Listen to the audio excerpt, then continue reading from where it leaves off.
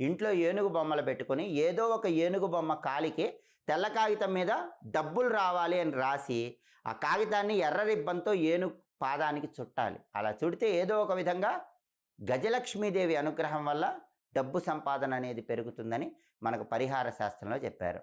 అలాగే ఎప్పుడైనా సరే ఏనుగు బొమ్మకి ధన సంపాదన పెరగాలి అని కాగితం మీద రాసినప్పుడు నమః సర్వనివాసాయ సర్వశక్తియుతాయ చ మమాభీష్టం కురుశ్వాస శరణాగత వత్సల అనే శ్లోకం చదువుకోండి.